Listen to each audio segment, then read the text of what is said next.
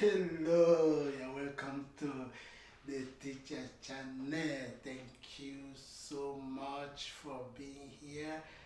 I appreciate your support. I appreciate that you are here to learn and to support what we are doing. The objective is obvious, just to educate our community, to educate every person that wants to know how to save life. That is the central objective of this channel. So in what we do, we try to sensitize people, we try to educate people, we try to empower people with knowledge. Knowledge is power. So in this video, I believe it's going to be a short video.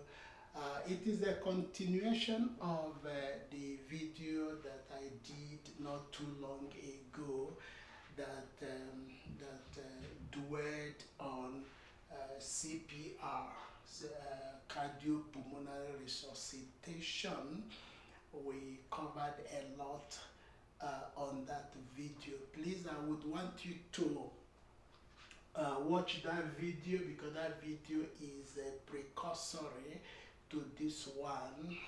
You may not understand this one much if you have not watched that video. Please watch the first video on heart attack and then cardiac arrest. So we contrasted the two, we differentiated the two, and then I zeroed into CPR proper. So here in this video, I'm going to continue talking about CPR. Remember that CPR is cardiopulmonary resuscitation, and this is the type of first aid you do when somebody has cardiac arrest. And remember that cardiac arrest is a medical emergency that will shut down the heart. The heart is shut down. It crashes. It can't perform any the basic function, which is pumping of blood. Very critical. So if that happens, we have to start the CPR right away. And then if you have AED, start AED. Use AED in combination with, in conjunction with CPR, hoping that that is going to bring the person back. So today, remember that when you perform CPR, you do a series of chest compressions followed by breath. Usually 30 chest compressions followed by 2 breaths, or 15 chest compressions followed by 2 breaths, depending on whether you are doing it by yourself or you are 2 or more people. So the first video I did actually clarifies that issue. When do you do 30 and 2 as against the 15 and 2? Again, please watch that video. The main reason why I am doing the video is to highlight on what we call high quality CPR. So when you perform CPR, it has to be high quality.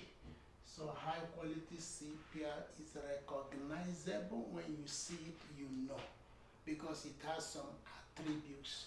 So there are 5 attributes of high quality CPR, 5 characteristics of high quality CPR.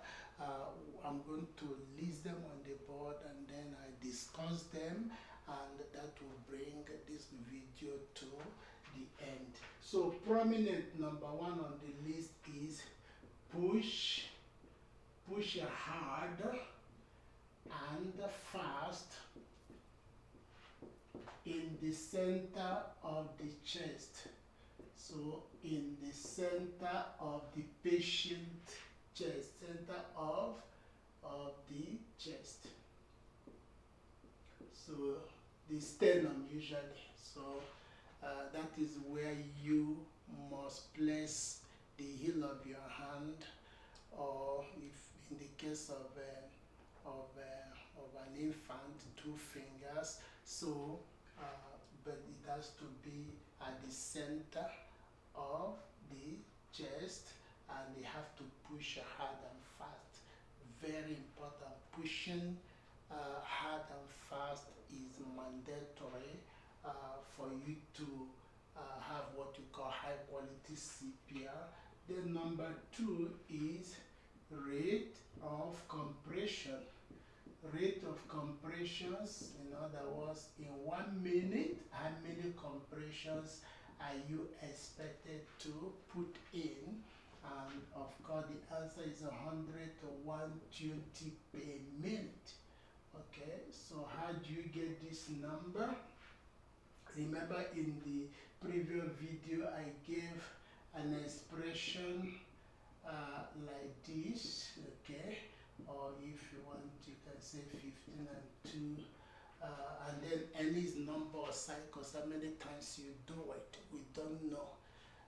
We have no idea how many times you're going to do that, but there are stopping conditions which I actually enumerated in the first video.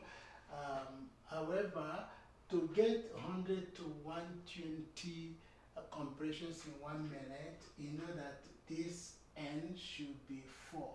Okay, so you have to be on your 4th cycle, or this one should be 8 for you to get that number. Okay, so that means in 1 minute you should have done this. You should be on your 4th cycle, number 4. 4th cycle. So for you to get that, you should be on your 4th cycle to get that. So that is the rate. Okay. Number 3 is depth. So how deep do you compress? Then so here it depends. If this is infant, if infant is your patient, so you are looking at 4 centimeters or 1.5 inches. Okay. So if your patient is a child, then you are looking at 5 centimeters or 2 inches. And then if your patient is an adult, then you are looking at also 5 centimeters or 2 inches. So for an infant, 4 centimeters, which is 1.5 inches. Child, 5 centimeters or 2 inches. Adult, 5 centimeters or 2 inches. The difference between child and adult is actually how you perform the CPR. For adult, you're using your 2 hands. A child usually use 1 hand. Okay, and then a baby or infant, you're using 2 fingers. So that is that. So number 4 is you must allow 100% or full chest recoil between compressions. So when you do this, you must allow the chest to recoil, and we call it diastolic. And the significance of this is for you to allow blood to come back to the heart. So there's systolic, which is when the heart pushes blood, and there's diastolic, which is when the blood is coming back to the heart. So that is actually what we are mimicking here. Remember that when you perform CPR, you are actually taking the functions of the heart and the lungs. That's why you're doing chest compressions, which pumps blood, and then the breathing, which brings oxygen in. So again, you try to do it as close to the heart, the way the heart does it as possible. So the fifth one is the maximum interruption, okay, maximum interruption should not exceed equals 10 seconds. So the maximum interruption shouldn't exceed 10 seconds. So when you perform CPR, try to limit interruptions, delays. Anything that takes away from chest compression is actually considered an interruption. So when you're giving breath, okay, that is an interruption there, because when you're giving breath, you're not pumping at the same time. So from chest compression to giving breath and coming back to chest compression should not take more than 10 seconds. So those are the 5 attributes of high quality CPR. So whenever you're performing CPR in real life, please try your best to make sure that these characteristics are part of what you're doing, so that the person will stand a chance of making it back. Okay, so thank you very much. That is what the video tries to accomplish, so that we know what we're doing when we do CPR.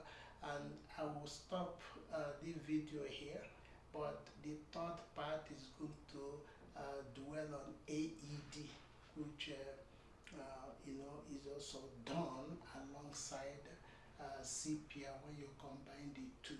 So thank you so much. Again, I appreciate your time. I thank you for being part of what we're doing, trying to educate our community.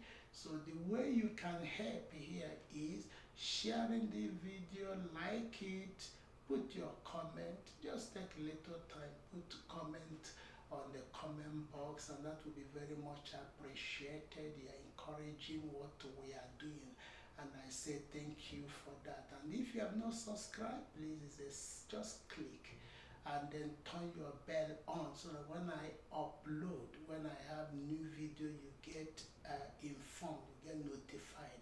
So thank you very much, and please come again. The AED video is